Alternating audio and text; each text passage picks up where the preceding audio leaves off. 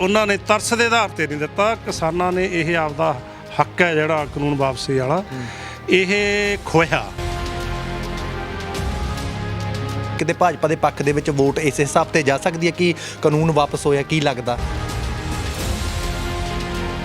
ਇਕੱਲੇ ਬਿਆਨਾਂ ਦੇ ਆਧਾਰ ਤੇ ਜਿਹੜਾ ਹੈਗਾ ਵੀ ਇਹ ਨਹੀਂ ਹੋਊਗੀ। ਤੇ ਅਸੀਂ ਜਿਹੜੀ ਤੁਸੀਂ ਵਧਾਈ ਵੀ ਦਿੱਤੀ ਹੈ, ਅਸੀਂ ਸਮਝਦੇ ਹਾਂ ਵੀ ਅਸੀਂ ਉੱਤੇ ਸਾਰਾ ਜਿਹੜਾ 26 ਨੂੰ ਇਕੱਠ ਕਰਨਾ ਉੱਥੇ ਉਹ ਉਵੇਂ ਹੀ ਪਿਛਲੇ ਸਾਲ ਦੀ ਤਰ੍ਹਾਂ ਹੋਵੇ। ਸਾਰਿਆਂ ਵੱਲੋਂ ਇੱਕ ਵਾਰੀ ਆਇਆ ਸੀਗਾ ਵੀ ਅਸੀਂ ਕਾਲੇ ਨੂੰ ਚਿੱਟਾ ਬਣਾ ਕੇ ਪੇਸ਼ ਕਰ ਦਿਆਂਗੇ। ਤੁਸੀਂ ਤਾਂ ਕਹਿੰਦੇ ਵੀ ਪੰਜਾਬ 'ਚ ਆਪਾਂ ਚੋਣ ਜਿੱਤਣੀ ਹੈ, ਵੀ ਸਾਡਾ ਤਾਂ ਘਰਾਂ 'ਚੋਂ ਨਿਕਲਣਾ ਦੁੱਭਰ ਹੋਇਆ ਪਿਆ, ਘਰਾਂ 'ਚੋਂ ਬਾਹਰ ਨਹੀਂ ਨਿਕਲ ਸਕਦੇ ਅਸੀਂ।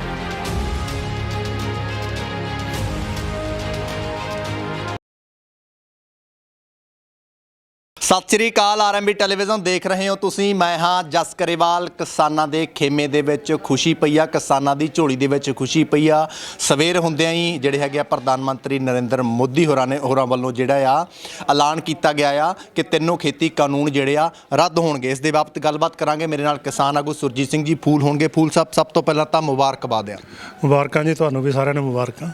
ਕਿਵੇਂ ਲੱਗਦਾ ਹੈ ਕਿ ਜਿਹੜੇ ਚੀਜ਼ ਦੇ ਲਈ ਪਿਛਲੇ 1 ਸਾਲ ਤੋਂ ਬੈਠੇ 26 ਨਵੰਬਰ ਨੂੰ ਪੂਰਾ 1 ਸਾਲ ਹੋ ਜਾਣਾ, ਅੱਜ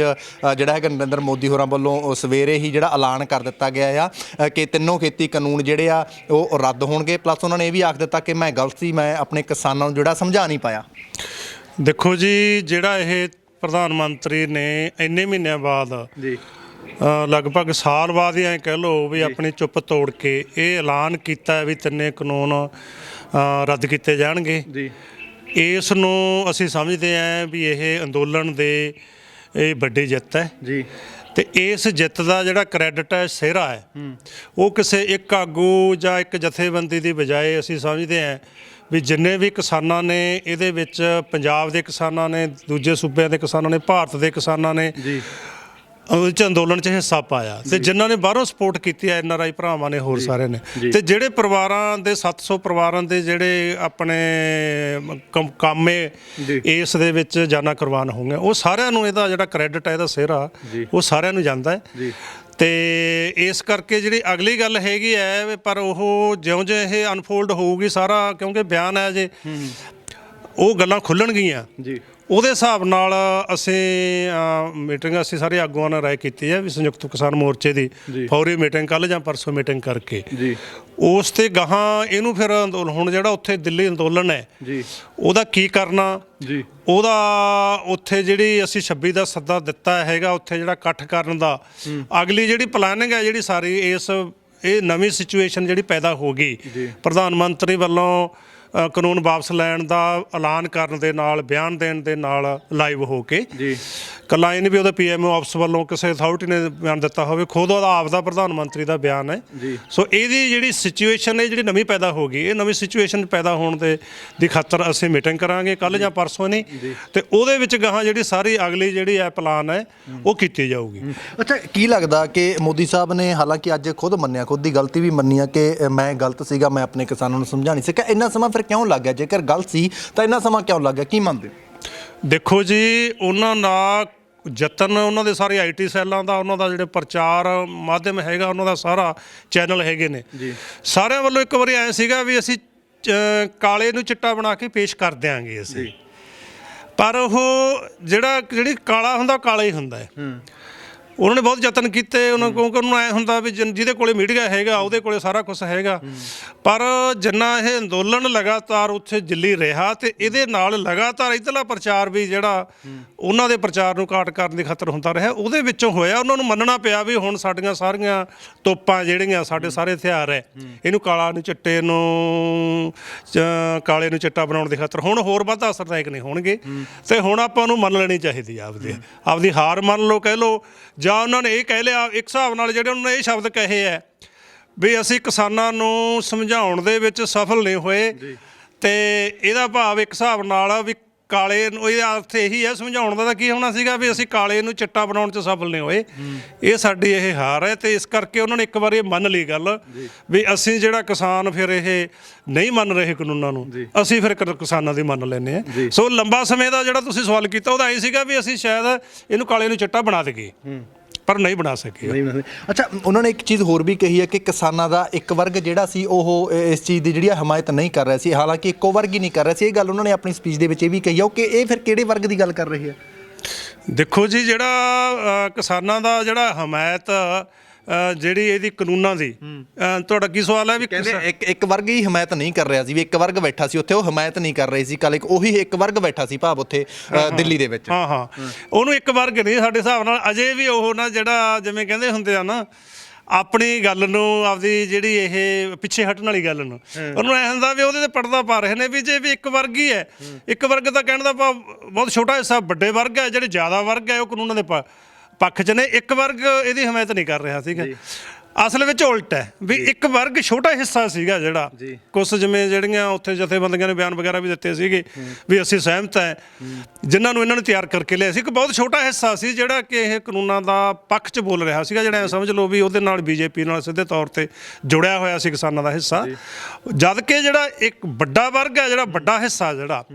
ਉਹ ਭਾਵੇਂ ਉਹਦੇ 'ਚ ਬੁੱਧੀਜੀਵੀ ਸੀਗੇ, ਅਰਥ ਸ਼ਾਸਤਰੀ ਸੀਗੇ, ਸਾਬਕਾ ਜੱਜ ਸੀਗੇ ਤੇ ਹੋਰ ਸਾਰੇ ਜਿਹੜੇ ਅਰਥ ਖੇਤਰ ਦੇ ਜਿਹੜੇ ਮਾਹਰ ਸੀਗੇ, ਉਹਨਾਂ ਦਾ ਤੇ ਕਿਸਾਨਾਂ ਦਾ, ਦੇਸ਼ ਦੇ ਕਿਸਾਨਾਂ ਦਾ ਵੱਡਾ ਹਿੱਸਾ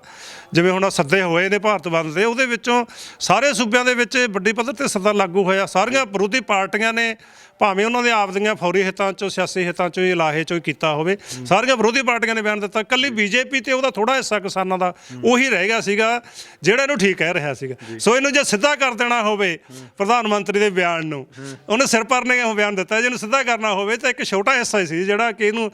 ਠੀਕ ਕਹਿ ਰਿਹਾ ਸੀ ਕਾਨੂੰਨ ਨੂੰ। ਵੱਡਾ ਹਿੱਸਾ ਜਿਹੜਾ ਵੱਡਾ ਵਰਗ ਹੈ ਉਹ ਇਹਨੂੰ ਗਲਤ ਕਹਿ ਰਿਹਾ ਸੀ, ਵਿਰੋਧ ਕਰ ਰਿਹਾ ਸੀ, ਵਾਪਸੀ ਦੀ ਮੰਗ ਕਰ ਰਿਹਾ ਸੀ ਤੇ ਵੱਡੇ ਹਿੱਸੇ ਦੀ ਉਹਨਾਂ ਨੂੰ ਫਿਰ ਮੰਨਣੀ ਪਈ ਹੈ। ਅੱਛਾ, ਕਿਸਾਨਾਂ ਦੀਆਂ ਜਿਹੜੀਆਂ ਦੋ ਮੰਗਾਂ ਸੀ, ਤਿੰਨੇ ਖੇਤੀ ਕਾਨੂੰਨ ਜਿਹੜੇ ਰੱਦ ਕੀਤੇ ਜਾਣ, ਪਲੱਸ MSP ਦੀ ਗਾਰੰਟੀ ਜਿਹੜੀ ਕੀਤੀ ਜਾਵੇ, ਖੇਤੀ ਕਾਨੂੰਨਾਂ ਦਾ ਐਲਾਨ ਜਿਹੜਾ ਕਰ ਦਿੱਤਾ ਗਿਆ। MSP ਤੇ ਗੱਲਬਾਤ ਕਿਵੇਂ ਹੋਵੇਗੀ?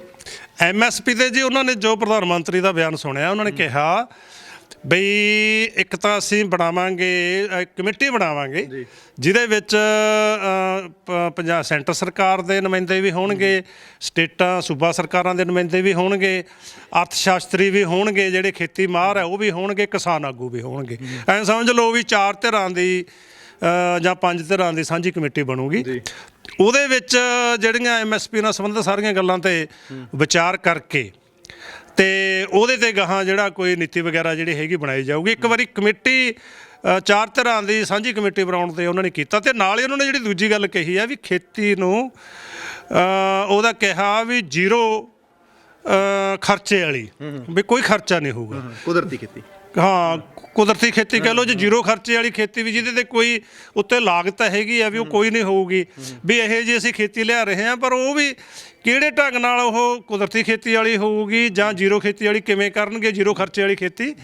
ਸੋ ਇਸ ਕਰਕੇ ਸਾਰੀਆਂ ਚੀਜ਼ਾਂ ਹਜੇ ਅਨਫੋਲਡ ਹੋਣ ਵਾਲੀਆਂ ਹੈਗੀਆਂ ਨੇ ਜੀ। ਪਰ ਜਿਹੜੀ ਤੁਸੀਂ ਕਮੇਟੀ ਦੀ ਗੱਲ ਕਰੇ ਹੋ, ਕਮੇਟੀ ਦਾ ਪਹਿਲਾਂ ਖੇਤੀ ਕਾਨੂੰਨਾਂ ਤੇ ਵੀ ਜਿਹੜੇ ਪ੍ਰਧਾਨ ਮੰਤਰੀ ਆਖਦੇ ਸੀ, BJP ਆਖਦੀ ਸੀ ਕਿ ਅਸੀਂ ਕਮੇਟੀ ਬਣਾ ਦਿੰਦੇ ਹਾਂ ਭਾਈ, ਉਹ ਕਮੇਟੀ ਜਿਹੜੀ ਗੱਲਬਾਤ ਕਰੂ। ਜੇ ਕਮੇਟੀ ਨੇ ਕਹਿਤਾ ਕਾਨੂੰਨ ਗਲਤ ਅਸੀਂ ਰੱਦ ਕਰ ਦਾਂਗੇ, ਕਿਸਾਨ ਆਗੂ ਉਦੋਂ ਵੀ ਨਹੀਂ ਮੰਨੇ। ਕੀ ਲੱਗਦਾ ਕਿ MSP ਜਿਹੜੀ ਕਮੇਟੀ ਦੀ ਗੱਲ ਕਰ ਰਿਹਾ ਕਿਸਾਨ ਆਗੂ ਦੇ, ਉਹਨਾਂ ਤੇ ਸਹਿਮਤੀ ਬਣੂਗੀ? ਵੇਖੋ ਜੀ, ਸਾਡੇ ਕੱਲ੍ਹ ਨੂੰ ਜਿਹੜੀ ਮੀਟਿੰਗ, ਕੱਲ੍ਹ ਜਾਂ ਪਰਸੋਂ ਨੂੰ ਅਸੀਂ ਮੀਟਿੰਗ ਇਸੇ ਕਰਕੇ ਸੱਦੀ ਆ ਵੀ ਇਹਦੀ ਤੇ ਕਮੇਟੀ ਵਾਲੀ ਗੱਲ ਤੇ ਵੀ ਜਿਹੜੀ ਗੱਲ ਹੈਗੀ ਹੈ ਹਜੇ ਇੱਕ ਹਿਸਾਬ ਨਾਲ ਪੈਂਡਿੰਗ ਹੈ। ਜਿਹੜੀ ਉਹਨਾਂ ਨੇ ਜਿਵੇਂ ਕਿਸਾਨਾਂ ਨੇ ਮੰਗ ਕੀਤੀ ਸੀ ਉਵੇਂ ਉਸ ਰੂਪ 'ਚ ਨਹੀਂ ਮੰਨੀ ਗਈ। ਇਸ ਗੱਲ ਤੇ ਕੀ ਕਰਨਾ ਇਹ ਮੈਂ ਹਜੇ ਸਮੇਂ ਤੋਂ ਪਹਿਲਾਂ ਵਾਲੀ ਗੱਲ ਹੋਊਗੀ, ਇਹ ਮੀਟਿੰਗ ਦੇ ਵਿੱਚ ਹੀ ਕਹੀ ਜਾਊਗੀ ਗੱਲ। ਮੀਟਿੰਗ 'ਚ ਫੈਸਲਾ ਕਰਕੇ MSP ਵਾਲੀ ਗੱਲ ਤੇ ਜਿਹੜੀ ਕਮੇਟੀ ਵਾਲੀ ਗੱਲ ਕਹੀ ਹੈ ਉਹਦੇ ਤੇ ਕੀ ਕਹਿਣਾ, ਇਹ ਕੱਲ੍ਹ ਵਾਲੀ ਸੰਯੁਕਤ ਮੋਰਚੇ ਦੀ ਮੀਟਿੰਗ ਤੋਂ ਬਾਅਦ ਹੀ ਕਿਹਾ ਜਾਊਗਾ। ਤੇ ਨਾਲ ਹੀ ਜਿਹੜੀ ਕੱਲ੍ਹ ਵਾਲੀ ਮੀਟਿੰਗ ਦੇ ਵਿੱਚ ਇਹ ਵੀ ਕੀਤਾ ਜਾਊਗਾ ਬਈ ਘੱਟੋ ਘੱਟ ਠੀਕ ਹੈ ਜਿਹੜੀ ਦੀ ਕਾਨੂੰਨਾਂ ਦੇ ਵਾਪਸ ਹੋਣ ਦੀ ਵੀ ਇੱਕ ਪੂਰਾ ਪ੍ਰੋਸੈਸ ਹੁੰਦਾ। ਜਿਵੇਂ ਜਿੰਨਾ ਪ੍ਰੋਸੈਸ ਲੰਬਾ ਬਣਦਾ ਹੈਗਾ ਉਹਨਾਂ ਪ੍ਰੋਸੈਸ ਹੀ ਲੰਬਾ ਵਾਪਸ ਹੋਣ ਦਾ ਹੈਗਾ। ਵੀ ਪਹਿਲਾਂ ਪਾਰਲੀਮੈਂਟ 'ਚ ਪੇਸ਼ ਹੁੰਦੇ ਆ, ਫਿਰ ਉਹ ਪਾਸ ਹੁੰਦੇ ਆ ਦੋਨੇ ਸਦਨਾਂ ਦੇ ਵਿੱਚ, ਫਿਰ ਉਹ ਰਾਸ਼ਟਰਪਤੀ ਕੋਲੇ ਜਾਂਦੇ ਆ, ਫਿਰ ਉਹਦੇ ਸਾਈਨ ਹੋ ਕੇ ਫਿਰ ਜਾ ਕੇ ਉਹ ਰੱਦ ਹੁੰਦੇ ਆ। ਅਸੀਂ ਸਾਡੀ ਇਹ ਹੋਊਗੀ ਵੀ ਘੱਟੋ ਘੱਟ ਉਹ ਅਸੀਂ ਜਿਹੜਾ ਚੱਲ ਸਾਡੀ ਆਪਦੀ ਰਾਏ ਸਮਝ ਲਓ ਜਾਂ ਅਸੀਂ ਜ਼ੋਰ ਲਾਵਾਂਗੇ ਵੀ ਪਾਰਲੀਮੈਂਟ ਦੇ ਵਿੱਚ ਘੱਟੋ ਘੱਟ ਗਾਹਾਂ ਚੱਲ ਜਿਹੜਾ ਰਾਸ਼ਟਰਪਤੀ ਕੋਲੇ ਜਾਣਾ ਜਾਂ ਬਾਅਦ ਦਾ ਪ੍ਰੋਸੈਸ ਉਹ ਭਾਵੇਂ ਬਾਅਦ 'ਚ ਹੁੰਦਾ ਰਹੇ। ਇੱਕ ਵਾਰੀ ਪਾਰਲੀਮੈਂਟ ਦੇ ਦੋਨਾਂ ਸਦਨਾਂ ਦੇ ਵਿੱਚ ਇਹ ਜਿਹੜਾ 29 ਨੂੰ ਹੁਣ ਸ਼ੁਰੂ ਹੋ ਰਿਹਾ ਸੈਸ਼ਨ, ਵੀ 29 ਨੂੰ ਇਹ ਤਿੰਨੇ ਕਾਨੂੰਨਾਂ ਦਾ ਜਿਹੜਾ ਆਰਡੀਨੈਂਸ ਹੈ ਇਹ ਲਿਆਂਦਾ ਜਾਵੇ ਤੇ ਇਹਨੂੰ ਪਹਿਲ ਦੇ ਆਧਾਰ ਤੇ ਜਿਹੜਾ ਇੱਕ ਵਾਰੀ ਪਾਰਲੀਮੈਂਟ ਦੇ ਵਿੱਚ ਪਾਸ ਕਰ ਦਿੱਤਾ ਜਾਵੇ। ਬਾਕੀ ਪ੍ਰੋਸੈਸ ਹੈ ਭਾਵੇਂ ਬਾਅਦ 'ਚ ਹੋਵੇ। ਇਹ ਅਸੀਂ ਕੱਲ੍ਹ ਵਾਲੀ ਮੀਟਿੰਗ ਦੇ ਵਿੱਚ ਜ਼ੋਰ ਲਾਵਾਂਗੇ ਵੀ ਇਹ ਤਾਂ ਕਿ ਫਿਰ ਕਿਸਾਨਾਂ ਨੂੰ ਉੱਥੋਂ ਉਠਾਉਣ ਦੀ ਕੋਈ ਤੁਕ ਬਣ ਸਕੇ ਵੀ ਭਾਈ ਹੁਣ ਪਾਰਲੀਮੈਂਟ 'ਚ ਜਿਹੜੇ ਨੇ ਪਾਸ ਕੀਤੇ ਸੀਗੇ ਉਹਨੇ ਰੱਦ ਕਰਤੇ ਤੇ ਠੀਕ ਹੈ ਜੇ ਹੁਣ ਗਾਹਾਂ ਇਹਦੇ ਪਿੱਛੇ ਪ੍ਰਕਿਰਿਆ ਮੁੜੂਗੀ ਆਪਾਂ ਫਿਰ ਸੋਚਾਂਗੇ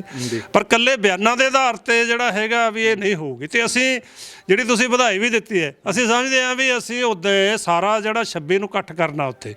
ਉਹ ਉਵੇਂ ਪਿਛਲੇ ਸਾਲ ਦੀ ਤਰ੍ਹਾਂ ਹੋਵੇ ਤੇ ਇਹ ਪਾਰਲੀਮੈਂਟ 'ਚ 29 ਨੂੰ ਪੇਸ਼ ਹੋ ਜਾਣ ਪਾਰਲੀਮੈਂਟ 'ਚ ਪਾਸ ਹੋ ਜਾਣ ਤੇ ਫਿਰ ਸਾਰਾ ਉੱਥੋਂ ਪੂਰਾ ਢੋਲ ਨਗਾਰੇ ਵਜਾਉਂਦੇ ਹੋਏ ਉੱਥੋਂ ਜਿੱਤ ਦੇ ਨਗਾਰੇ ਵਜਾਉਂਦੇ ਹੋਏ ਆਈਏ ਉੱਦਾਂ ਅਸੀਂ ਤੁਹਾਡੀ ਜਿਹੜੀ ਵਧਾਈ ਹੈ ਜਿਹੜੀ ਹੈਗੀ ਹੈ ਦੂਜੀ ਵਧਾਈ ਅਸੀਂ ਉੱਦੇ ਲਵਾਂਗੇ ਪਰ ਜਿਹੜੀ ਅੱਜ ਪਹਿਲੀ ਵਧਾਈ ਵੀ ਹੈਗੀ ਹੈ ਇਹ ਵੀ ਕੋਈ ਛੋਟੀ ਗੱਲ ਨਹੀਂ ਵੱਡੀ ਜਿੱਤ ਹੈ 3 ਕਾਨੂੰਨਾਂ ਦਾ ਜਿਹੜਾ ਸਾਰਾ ਜ਼ੋਰ ਲਾਤਾ ਸਰਕਾਰ ਨੇ ਉਹਨੂੰ ਰੱਖਣ ਦੀ ਖਾਤਰ ਉਹਨੂੰ ਅੱਜ ਐਲਾਨ ਕਰਨਾ ਪਿਆ ਪ੍ਰਧਾਨ ਮੰਤਰੀ ਨੂੰ ਇਹ ਕਿਸਾਨਾਂ ਦੀ ਵੱਡੀ ਜਿੱਤ ਹੈ ਅੰਦੋਲਨ ਦੀ ਜਿੱਤ ਹੈ ਤੇ ਸਾਰੇ ਜਿਨ੍ਹਾਂ ਨੇ ਵੀ ਯੋਗਦਾਨ ਪਾਇਆ ਸਮੇਤ ਅਸੀਂ ਤੁਹਾਡਾ ਮੀਡੀਆ ਕਰਮੀ ਆ ਜਿਹੜੇ ਜਿਨ੍ਹਾਂ ਨੇ ਖਾਸ ਕਰਕੇ ਪੰਜਾਬ ਵਾਲੇ ਮੀਡੀਆ ਨੇ ਗੋਦੀ ਮੀਡੀਆ ਨੂੰ ਛੱਡ ਕੇ ਜਿਨ੍ਹਾਂ ਇਸ ਅੰਦੋਲਨ ਦੇ ਵਿੱਚ ਪ੍ਰਚਾਰ ਦੇ ਵਿੱਚ ਯੋਗਦਾਨ ਪਾਇਆ ਤੁਸੀਂ ਵੀ ਜਿਹੜੇ ਸਮਝ ਲਓ ਵੀ ਇਸ ਜਿੱਤ ਦਾ ਕ੍ਰੈਡਿਟ ਤੁਹਾਨੂੰ ਮੀਡੀਆ ਨੂੰ ਵੀ ਜਾਂਦਾ ਜੀ ਅੱਛਾ ਇੱਕ ਚੀਜ਼ ਮੇਰਾ ਲਾਸਟ ਸਵਾਲ ਹੋਵੇਗਾ ਬਹੁਤੇ ਲੋਕ ਇਸ ਚੀਜ਼ ਨੂੰ ਰਾਜਨੀਤਿਕ ਪੱਖ ਤੋਂ ਵੀ ਦੇਖ ਰਹੇ ਕਿਉਂਕਿ ਬਹੁਤੇ ਆਖ ਰਹੇ ਸੀ ਕਿ ਯੂਪੀ ਦੇ ਵਿੱਚ ਉਹਨਾਂ ਨੇ ਪੰਜਾਬ ਦੇ ਵਿੱਚ ਉਹਨਾਂ ਨੇ ਬੀਜੇਪੀ ਨੂੰ ਇਹ ਚੀਜ਼ ਕਰਨੀ ਹੀ ਪੈਣੀ ਸੀ ਬੀਜੇਪੀ ਜਿਹੜੀ ਕਿਉਂਕਿ ਬੜਾ ਸਮਾਂ ਪਹਿਲਾਂ ਹੀ ਕਹਿ ਰਹੇ ਸੀ ਕਿ ਚੋਣਾਂ ਤੋਂ ਪਹਿਲਾਂ ਬੀਜੇਪੀ ਜਿਹੜੀ ਹੈ ਇਹ ਚੀਜ਼ ਨੂੰ ਹੱਲ ਕਰੂ ਰੱਦ ਕਰੂਗੀ ਇਸ ਚੀਜ਼ ਨੂੰ ਕਿਵੇਂ ਦੇਖਦੇ ਹੋ ਬਹੁਤੇ ਲੋਕ ਰਾਜਨੀਤਿਕ ਪੱਖ ਤੋਂ ਇਹ ਗੱਲਾਂ ਆਖ ਰਹੇ ਦੇਖੋ ਜੀ ਇਹਦਾ ਇੱਕ ਵੱਡਾ ਤਾਂ ਹੈਗਾ ਇਹਦਾ ਜਨ ਅੰਦੋਲਨ ਦਾ ਵਿਸਤਾਰ ਹੋ ਗਿਆ ਸੀਗਾ ਦੇਸ਼ ਦੁਨੀਆ ਦੇ ਵਿੱਚ ਚੱਲ ਭਾਵੇਂ ਉਹਦੇ ਵਿੱਚ ਦੂਜੇ ਸੂਬਿਆਂ 'ਚੋਂ ਦਿੱਲੀ ਆ ਕੇ ਬਾਰਡਰਾਂ 'ਤੇ ਨਹੀਂ ਆਏ ਪਰ ਇੱਕ ਹਿਸਾਬ ਨਾਲ ਉਹਨਾਂ 'ਚ ਚੇਤਨਾ ਜਾਵੜੀ ਸੀਗੀ ਵੀ ਇਦੋਂ ਬਿਨਾਂ ਜੇ ਇਹ ਕਾਨੂੰਨ ਰੱਦ ਨਹੀਂ ਹੁੰਦਾ ਇਹ ਤਾਂ ਸਾਡੀ ਮੌਤ ਦੇ ਵਾਰੰਟ ਹੈ ਇਹ ਮੌਤ ਦੇ ਵਾਰੰਟ ਹੀ ਕਹਿੰਦੇ ਉਹਨਾਂ 'ਚ ਇਹ ਇੱਕ ਭਾਵਨਾ ਜਾਂ ਇੱਕ ਅਹਿਸਾਸ ਜਾਵੜਿਆ ਸੀ ਤੇ ਇਹਦੇ ਨਾਲ ਜਿਹੜੀ ਸਾਰੀ ਦੁਨੀਆ ਲੈਵਲ ਤੇ ਇਹਨੂੰ ਸਪੋਰਟ ਮਿਲ ਗਈ ਸੀ ਪ੍ਰਧਾਨ ਮੰਤਰੀ ਨੂੰ ਦੁਨੀਆ ਲੈਵਲ ਤੇ ਇਸ ਗੱਲ ਦਾ ਥਾਂ ਤੇ ਵਿਰੋਧ ਦਾ ਸਾਹਮਣਾ ਕਰਨਾ ਪਿਆ ਸੀਗਾ ਗਲਾਸਗੋ ਹੈ ਆਪਣਾ ਸਕਾਟਲੈਂਡ ਦਾ ਯੂਕੇ ਦਾ ਇੱਕ ਹੈਗਾ ਹਿੱਸਾ ਸਕਾਟਲੈਂਡ ਉਹਦਾ ਸ਼ਹਿਰ ਹੈ ਉੱਥੇ ਬਹੁਤ ਵੱਡੀ ਪੱਧਰ ਵਿਰੋਧ ਹੋਇਆ ਅਮਰੀਕਾ ਦੇ ਵਿੱਚ ਵਿਰੋਧ ਹੋਇਆ ਮੇਰੇ ਹਿਸਾਬ ਨਾਲ ਇਹ ਜਿਹੜਾ ਇੱਕ ਇੰਟਰਨੈਸ਼ਨਲ ਲੈਵਲ ਤੇ ਜਿਹੜਾ ਇਹਦੇ 'ਚ ਪੱਖ 'ਚ ਕਾਨੂੰਨਾਂ ਜਿਹੜਾ ਅੰਦੋਲਨ ਦੇ ਪੱਖ 'ਚ ਹਵਾ ਬਣੀ ਹੈ ਤੇ ਉਹਦਾ ਪ੍ਰੈਸ਼ਰ ਬਣਿਆ ਮੇਨ ਤਾਂ ਅਸੀਂ ਸਮਝਦੇ ਹਾਂ ਉਹੀ ਹੈ ਪਰ ਨਾਲ ਦੂਜਾ ਸੈਕੰਡਰੀ ਦੇ ਤੌਰ ਤੇ ਸੈਕੰਡ ਪਹਿਲੂ ਦੇ ਤੌਰ ਤੇ ਜਿਹੜੀਆਂ ਚੋਣਾਂ ਵੀ ਪੰਜਾਬ ਵਾਲੀਆਂ ਚੋਣਾਂ ਤੇ ਯੂਪੀ ਵਾਲੀਆਂ ਚੋਣਾਂ ਪੰਜਾਬ ਨਾਲੋਂ ਵੀ ਵੱਧ ਜਿਹੜੀਆਂ ਯੂਪੀ ਵਾਲੀਆਂ ਚੋਣਾਂ ਉਹਦੇ ਤੇ ਵੀ ਇਹਨੂੰ ਪਤਾ ਸੀਗਾ ਵੀ ਜੇ ਇਹ ਅੰਦੋਲਨ ਚੋਣਾਂ ਤੱਕ ਚੱਲਦਾ ਰਿਹਾ ਜਾਂ ਅਸੀਂ ਵਾਪਸ ਨਾ ਲਿਆ ਕਿਸਾਨ ਲੜਦੇ ਰਹੇ ਤਾਂ ਉਹਨਾਂ ਨੂੰ ਇਹਦਾ ਖਮਿਆਜਾ ਭੁਗਤਣਾ ਪਊਗਾ ਜਿਵੇਂ ਕਿ ਦੂਜੀਆਂ ਆਹ ਜਿਹੜੀਆਂ ਉਪ ਚੁਣਾਵ ਹੋਏ ਨੇ ਉਹਨਾਂ ਦੇ ਵਿੱਚ ਵੀ ਹੋਇਆ ਇਹ ਫੈਕਟਰ ਵੀ ਸੀਗਾ ਪਰ ਮੁੱਖ ਫੈਕਟਰ ਹੈਗਾ ਜਿਹੜਾ ਇਹਦਾ ਲੋਕਾਂ ਦੇ ਮਨਾਂ 'ਚ ਵੱਸ ਗਈ ਗੱਲ ਇਹ ਅੰਦੋਲਨ ਨੇ ਵਸਾਤੀ ਗੱਲ ਵੀ ਜੇ ਕਾਨੂੰਨ ਨਾ ਵਾਪਸ ਹੋਏ ਤਾਂ ਸਾਡੇ ਇਹ ਮੌਤ ਦੇ ਵਾਰੰਟ ਵਾਪਸ ਨਹੀਂ ਹੋਣਗੇ ਸਾਡੀ ਮੌਤ ਹੈ ਕਾਨੂੰਨਾਂ ਦਾ ਰਹਿਣਾ ਕੀ ਲੱਗਦਾ ਵੀ ਪੰਜਾਬ ਦੇ ਵਿੱਚ ਜਿਹੜੀਆਂ ਚੋਣਾਂ ਆਉਣੀਆਂ ਤੇ ਜਾਂ ਚਾਹੇ ਯੂਪੀ ਦੇ ਵਿੱਚ ਆਉਣੀ ਕਿਤੇ ਭਾਜਪਾ ਦੇ ਪੱਖ ਦੇ ਵਿੱਚ ਵੋਟ ਇਸ ਹਿਸਾਬ ਤੇ ਜਾ ਸਕਦੀ ਹੈ ਕਿ ਕਾਨੂੰਨ ਵਾਪਸ ਹੋਇਆ ਕੀ ਲੱਗਦਾ ਸੋਚ ਸਕਦੇ ਹੋ ਕਿ ਹੋ ਸਕਦਾ ਥੋੜੀ ਬਹੁਤ ਪੋਜ਼ਿਟਿਵ ਉਹਨਾਂ ਲਈ ਹੋ ਸਕਦੀ ਹੈ ਜਾਂ ਨਹੀਂ ਦੇਖੋ ਜੀ ਜਿੰਨਾ ਉਹਨਾਂ ਨੇ ਇਹ ਜਿਵੇਂ ਕਹਿੰਦੇ ਹੁੰਦੇ ਆ ਨਾ ਹੱਕ ਮੰਗਿਆ ਨਹੀਂ ਮਿਲਦੇ ਹੱਕ ਖੋਹਣੇ ਪੈਂਦੇ ਜਿਉਂ ਵੇਖਿਆ ਜਾਵੇ ਤਾਂ ਕਿਸਾਨਾਂ ਨੇ ਉਹਨਾਂ ਨੇ ਤਰਸ ਦੇ ਆਧਾਰ ਤੇ ਨਹੀਂ ਦਿੱਤਾ ਕਿਸਾਨਾਂ ਨੇ ਇਹ ਆਪਦਾ ਹੱਕ ਹੈ ਜਿਹੜਾ ਕਾਨੂੰਨ ਵਾਪਸੀ ਵਾਲਾ ਇਹ ਖੋਇਆ ਆਪਣੇ ਸਿਦਕ ਨਾਲ ਆਪਦੇ ਸਰੜ ਨਾਲ ਆਪਦੀ ਕੁਰਬਾਨੀ ਨਾਲ ਇੰਨੀਆਂ ਜਾਨਾਂ ਕੁਰਬਾਨ ਕਰਕੇ ਇਸ ਕਰਕੇ ਵੀ ਜੇ ਤਾਂ ਬੀਜੇਪੀ ਇਹਦਾ ਲਾਹਾ ਤਾਂ ਲੈ ਸਕਦੀ ਸੀ ਜਦੋਂ ਦਿੱਲੀ ਗਏ ਆ ਅੰਦੋਲਨ ਪਹਿਲੀਆਂ ਮੀਟਿੰਗਾਂ ਹੋਈਆਂ ਨੇ ਜੇ ਮੀਟਿੰਗਾਂ ਦੇ ਵਿੱਚ ਇਹ ਮੰਨ ਲਿਆ ਜਾਂਦਾ ਜਿਹੜੀਆਂ 11 ਰਾਊਂਡ ਦੀਆਂ ਮੀਟਿੰਗਾਂ ਹੋਈਆਂ ਤਾਂ ਇਹਦਾ ਹੋਰ ਅਸਰ ਹੋਣਾ ਸੀ ਪਰ ਉਹਨਾਂ ਨੇ ਸਾਰੀਆਂ ਜਿਵੇਂ ਕਹਿੰਦੇ ਹੁੰਦੇ ਆ ਸਾਰੇ ਇਮਤਿਹਾਨਾਂ 'ਚ ਪਾ ਕੇ ਕਿਸਾਨਾਂ ਨੂੰ ਸਾਰੀਆਂ ਦੁੱਖਾਂ ਤਕਲੀਫਾਂ 'ਚ ਪਾ ਕੇ ਠੰਡ 'ਚ ਝੱਖੜਾਂ 'ਚ ਅੱਗਾਂ ਲੱਗੀਆਂ ਮੌਤਾਂ ਹੋਈਆਂ ਐਕਸੀਡੈਂਟ ਹੋਏ ਸਾਰੇ 'ਚ ਪਾ ਕੇ ਜਿਹੜੀ ਦੇਣੀ ਆ ਇਹਨੂੰ ਫਿਰ ਮਤਲਬ ਉਹ ਜਿਹੜਾ ਉਸ ਹਿਸਾਬ ਦਾ ਕ੍ਰੈਡਿਟ ਇਹਨੂੰ ਸਰਕਾਰ ਇਹਨੂੰ ਕ੍ਰੈਡਿਟ ਲੈਣ ਦੇ ਹੱਕਦਾਰ ਨਹੀਂ ਕ੍ਰੈਡਿਟ ਇਹਦੇ ਜਿਹੜੇ ਲੜਨ ਵਾਲੇ ਉਹਨਾਂ ਨੂੰ ਜਾਂਦਾ ਇਸ ਕਰਕੇ ਮੈਨੂੰ ਨਹੀਂ ਲੱਗਦਾ ਬੀਜੇਪੀ ਪੰਜਾਬ ਦੇ ਵਿੱਚ ਇਹਦਾ ਕੋਈ ਬਹੁਤਾ ਲਾਹਾ ਲੈ ਸਕੂਗੀ ਅੱਛਾ ਇੱਕ ਚੀਜ਼ ਹੋਰ ਦੱਸੋ ਕਨਸੋ ਕਿਸੇ ਨੂੰ ਵੀ ਨਹੀਂ ਲੱਗੀ ਕਿਉਂਕਿ ਅੱਜ ਸਵੇਰੇ ਜਦੋਂ ਆਉਂਦੀ ਉਹਦੀ ਪਤਾ ਲੱਗਦਾ ਕਨਸੋ ਕਿਸਾਨ ਆਗੂ ਨੂੰ ਵੀ ਇਸ ਚੀਜ਼ ਦੀ ਨਹੀਂ ਲੱਗੀ ਕਿ ਯਾਰ ਕੱਲ ਨੂੰ ਜਿਹੜੇ ਕਾਨੂੰਨ ਰੱਦ ਹੋਣ ਵਾਲੇ ਆ ਸ਼ਾਇਦ ਕਿਸੇ ਮੀਡੀਆ ਅਦਾਰੇ ਵੱਲੋਂ ਵੀ ਇਹ ਚੀਜ਼ ਬ੍ਰੇਕ ਨਹੀਂ ਕੀਤੀ ਗਈ ਅੱਜ ਸਵੇਰੇ ਨਰਿੰਦਰ ਮੋਦੀ ਹੋਰੀ ਜਿਹੜੇ ਆ ਉਹ ਲਾਈਵ ਹੁੰਦੇ ਉਸ ਤੋਂ ਬਾਅਦ ਹੀ ਪਤਾ ਲੱਗਦਾ ਕਨਸੋ ਤੁਹਾਨੂੰ ਵੀ ਨਹੀਂ ਲੱਗੀ ਸੀ ਨਹੀਂ ਜੀ ਸਾਨੂੰ ਥੋੜ੍ਹੀਆਂ ਕਨਸੋਹਾਂ ਲੱਗ ਗਈਆਂ ਸੀਗੀਆਂ ਕਿਉਂਕਿ ਇਹਨਾਂ ਦਾ ਪੰਜਾਬ ਦਾ ਜਿਹੜਾ ਬੀਜੇਪੀ ਦਾ ਵਫਦ ਹੈ ਨਾ ਆ ਕਰਤਾਰਪੁਰ ਲਾਂਘੇ ਵਾਲਾ ਐਲਾਨ ਹੋਣ ਤੋਂ ਪਹਿਲਾਂ ਜਾ ਕੇ ਆਇਆ ਬਿਲਕੁਲ ਮਿਲ ਕੇ ਆਏ ਨੇ ਉਹਦੇ ਵਿੱਚ ਉਹਨਾਂ ਨੂੰ ਕਿਹਾ ਵੀ ਤੁਸੀਂ ਉਹਨਾਂ ਨੇ ਕਿਹਾ ਵੀ ਤੁਸੀਂ ਤਾਂ ਕਹਿੰਦੇ ਵੀ ਪੰਜਾਬ 'ਚ ਆਪਾਂ ਚੋਣ ਜਿੱਤਣੀ ਹੈ ਵੀ ਸਾਡਾ ਤਾਂ ਘਰਾਂ 'ਚੋਂ ਨਿਕਲਣਾ ਦੁੱਭਰ ਹੋਇਆ ਪਿਆ ਘਰਾਂ 'ਚੋਂ ਬਾਹਰ ਨਹੀਂ ਨਿਕਲ ਸਕਦੇ ਅਸੀਂ ਤੇ ਵੀ ਇਸ ਕਰਕੇ ਕੁਛ ਨਾ ਕੁਛ ਤੁਸੀਂ ਕਰੋ ਤਾਂ ਉਹਨਾਂ ਨੇ ਕਿਹਾ ਸੀ ਪ੍ਰਧਾਨ ਮੰਤਰੀ ਨੂੰ ਵਾਪਸ ਨੂੰ ਉਹਨੇ ਬਾਹਰ ਆ ਕੇ ਦੱਸਿਆ ਵੀ ਹੈ ਵੀ ਕੋਈ ਨਹੀਂ ਤੁਸੀਂ ਤੁਹਾਨੂੰ ਖੁਸ਼ੀ ਵਾਲੀ ਖਬਰ ਹੈ ਜਿਹੜੀ ਮਤਲਬ ਕੁਝ ਦਿਨਾਂ ਤੱਕ ਆਉਣ ਵਾਲੀ ਹੈ। ਮਤਲਬ ਉਹਦੇ ਚੋਂ ਇੰਡੀਕੇਸ਼ਨ ਜਿਹਾ ਤਾਂ ਆ ਗਿਆ ਸੀਗਾ ਵੀ ਜਿਹੜਾ ਪ੍ਰਧਾਨ ਮੰਤਰੀ ਨੇ ਪਹਿਲੀ ਵਾਰ ਕਿਹਾ ਅੰਦੋਲਨ ਦੇ ਪੱਖ 'ਚ ਜਾਂ ਅੰਦੋਲਨ ਦੇ ਮੁੱਦੇ ਤੇ ਵੀ ਖੁਸ਼ੀ ਵਾਲੀ ਖਬਰ ਆਉਣ ਵਾਲੀ ਹੈ। ਸੋ ਐਂ ਲੱਗਦਾ ਸੀਗਾ ਵੀ ਉਹਦੇ ਚੋਂ ਵੀ ਕੁਛ ਨਾ ਕੁਛ ਹੋਣ ਜਾ ਰਿਹਾ ਕੁਛ। ਜੀ ਫੂਲ ਸਾਹਿਬ, ਤੁਸੀਂ ਸਮਾਂ ਤੁਹਾਡਾ ਬਹੁਤ ਬਹੁਤ ਧੰਨਵਾਦ ਤੇ ਵਧਾਈ ਦੇ ਪਾਤਰ ਹੋ, ਲੰਬੇ ਸਮੇਂ ਤੋਂ ਬੈਠੇ ਹੋ ਤੇ ਉਮੀਦ ਇਹੀ ਕਰਦੇ ਆ ਕਿ MSP ਦੀ ਗਾਰੰਟੀ ਮਿਲੂਗੀ ਤੇ ਢੋਲ ਨਗਾਰਿਆਂ ਦੇ ਨਾਲ ਜਲਦੀ ਜਿਹੜੇ ਕਿਸਾਨ ਬੈਠੇ ਆਪਣੇ ਘਰਾਂ ਦੇ ਵਿੱਚ ਵਾਪਸ ਆਉਣਗੇ। ਬਹੁਤ ਬਹੁਤ ਧੰਨਵਾਦ ਤੁਹਾਡਾ ਵੀ ਬਹੁਤ ਬਹੁਤ ਧੰਨਵਾਦ। ਤੁਹਾਡੇ ਜਿਹੜੇ ਚੈਨਲ ਰਾਹੀਂ, ਤੁਹਾਡੇ ਮਾਧਿਅਮ ਰਾਹੀਂ ਜਿਹੜੀ ਸਾਡੀ ਗੱਲ ਦੇਸ਼ ਦੁਨੀਆ ਤੱਕ ਗਈ ਹੈ, ਤੁਹਾਡੇ ਚੈਨਲ ਦਾ ਵੀ ਧੰਨਵਾਦ। ਬਹੁਤ ਬਹੁਤ ਧੰਨਵਾਦ ਜੀ। ਸੋ ਮੇਰੇ ਨਾਲ ਕਿਸਾਨ ਆਗੂ ਸੁਰਜੀਤ ਫੂਲ ਹੋਣੀ ਸੀ। ਮੈਂ ਇੱਥੇ ਇਹੀ ਕਹਿਣਾ ਚਾਹੂੰਗਾ ਕਿ ਹਰ ਕਿਸਾਨ ਆਗੂ, ਜਿੱਦਾਂ ਸੁਰਜੀਤ ਸਿੰਘ ਫੂਲ ਹੋਰਾਂ ਨੇ ਵੀ ਕਿਹਾ ਕਿ ਵਧਾਈ ਦੇ ਪਾਤਰ ਨੇ, ਕੋਸ਼ਿਸ਼ ਕਰਾਂਗੇ ਹਰ ਕਿਸਾਨ ਆਗੂ ਦਾ ਪੱਖ ਤੁਹਾਡੇ ਤੱਕ ਲਿਆਉਣ ਦੀ। ਕਿਸਾਨ ਆਗੂ ਸੁਰਜੀਤ ਫੂਲ ਸੀ। ਸੋ ਅੱਗੇ ਵੀ ਜੁੜੇ ਰਹੋ RMB ਟੈਲੀਵਿਜ਼ਨ ਦੇ ਨਾਲ। ਹੁਣ ਆਪਣੇ ਦੋਸਤ ਜਸ ਕਰੇਵਾਲ ਦਿਓ ਇਜਾਜ਼ਤ। ਧੰਨਵਾਦ ਜੀ।